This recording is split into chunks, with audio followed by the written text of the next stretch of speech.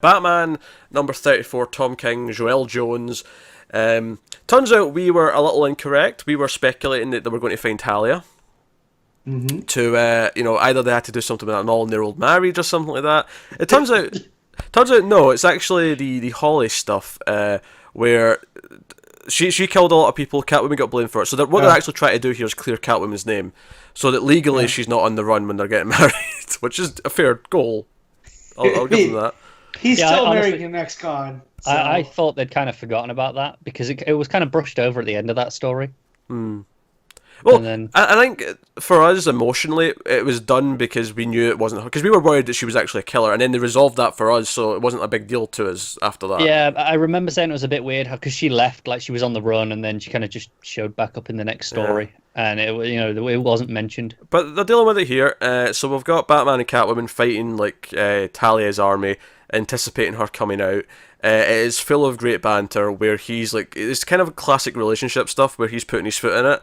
And he's like, did I tell you look really pretty? It's like, you're in so much trouble. As she's got her legs wrapped around a soldier's neck and she's like whipping people and all sorts of nonsense. So it's really fun in that sense. And of course Talia coming out and be like, detective! And, just that fight that ensues. And we end with a big cliffhanger that Catwoman and Talia are going to go toe-to-toe in sword combat. Oh. So...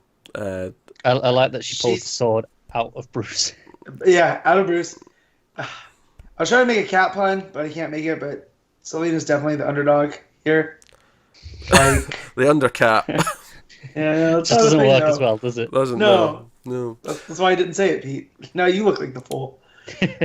I was just vocalizing what you were thinking, Matt. That's all. Honestly, my favourite part of this issue, I mean, I liked the whole issue, I liked it a lot. It was a very quick read. I was done with this in like 6 minutes. It went super fast, and of course you time yourself how long it takes.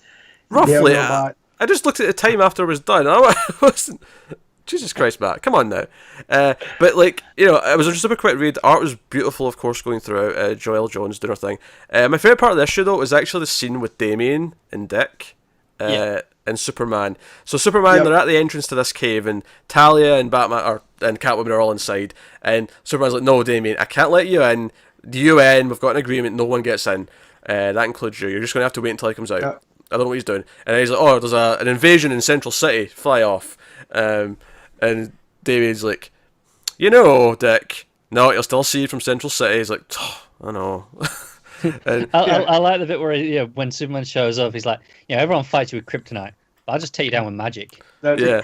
Then he describes how he would do it, and Clark's just like, yeah, I believe you could, but then John probably wouldn't want to go on adventures with you anymore, so he's like, It's the perfect way to disrupt a 13-year-old like Damien. Just be like, yeah, sure, buddy, but, I love that scene so much. I love Damien interacting with people that we don't normally see.